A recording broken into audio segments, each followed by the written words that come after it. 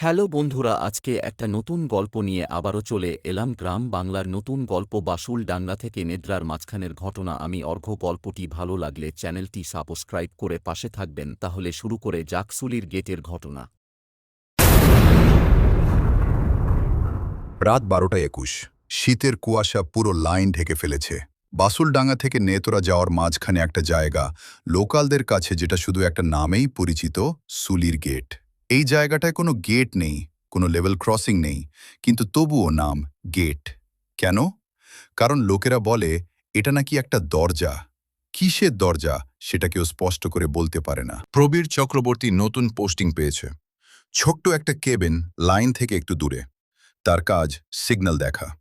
দিনে সব ঠিকঠাক, কিন্তু রাতে সব বদলে যায়। প্রথম দিনেই পুরনো এক গার্ড তাকে বলেছিল, রাত 12টার পর সিগন্যাল সবসময় মানিস না। প্রবীর হেসে বলেছিল, মানে? গার্ড চুপ করে বলেছিল, সব ট্রেন এক জগতের না। প্রথম রাত 12:35। প্রবীর কেবিনে বসে, সব সিগন্যাল ঠিক। হঠাৎ একটা লাল আলো নিজে নিজে জ্বলে উঠল। সে চমকে উঠল। কোনলো, কন্ট্রোল, এখানে কোনো ট্রেন আছে? ওপাশ থেকে উত্তর, নেগেটিভ। কিন্তু লাইন থেকে একটা শব্দ আসছে, টিক টিক টিক, যেন লোহার চাকা, কিন্তু খুব ধীরে। প্রবীর টর্চ নিয়ে বাইরে বেরোলো। কুয়াশার মধ্যে একটা ট্রেন, কিন্তু কোনো হেডলাইট নেই। ট্রেনটা ধীরে ধীরে এগিয়ে আসছে। প্রবীর দেখল ইঞ্জিনটা পুরনো, অনেক পুরনো। জানালায় লোক বসে, কিন্তু কেউ নড়ছে না। ট্রেনটা থামল ঠিক সুলির গেটের কাছে। দরজা খুলল। একজন লোক নামল। তার ইউনিফর্ম পুরনো রেলওয়ের। সে সরাসরি প্রবীরের দিকে তাকালো, বলল, সিগন্যাল দিলেন না কেন? প্রবীর কাঁপতে কাঁপতে বলল, আপনি কে? লোকটা হাসল, আমি ডিউটিতে আছি অনেক বছর ধরে। পুরনো দুর্ঘটনা। পরের দিন প্রবীর খোঁজ নিল। পুরনো রেকর্ডে পেল 30 বছর আগে এই জায়গায় একটা ট্রেন দুর্ঘটনা হয়েছিল। সিগন্যাল ভুল ছিল, ট্রেন থামেনি, অনেক লোক মারা গিয়েছিল। আর সেই সিগন্যালম্যান ডিউটিতে মারা যায়। তার নাম হরিপদ দাস। রাত 12:38। আবার সেই লাল সিগন্যাল। প্রবীর এবার ভয় পেয়েও বাইরে গেল। ট্রেন আবার এলো।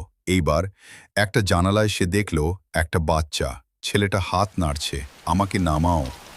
প্রবীর এগোতে লাগলো। হঠাৎ পেছন থেকে সেই গলা, নামলে ফিরবে না। প্রবীর ঘুরে দেখল হরিপদ দাঁড়িয়ে। সত্য হরিপদ বলল, আমরা আটকে আছি, এই ট্রেন থামে না। তুই যদি সিগন্যাল ভুল দিস, আরেকটা ট্রেন আসবে, আর তুইও আমাদের মতো হয়ে যাবি। চূড়ান্ত রাত, তৃতীয় রাত। দুটি ট্রেন, একটা বাস্তব, একটা ওইটা। দুটোই একই লাইনে। প্রবীরের সামনে একটা লিভার। কোন ট্রেন যাবে? ভুল করলে দুর্ঘটনা। সে কাঁপতে লাগলো। হঠাৎ সে নিজের নাম শুনল, প্রবীর। সে তাকালো। ওই ট্রেনের ভেতরে সে নিজেকেই দেখল, রক্তাক্ত, চোখ বন্ধ। শেষ টুইস্ট।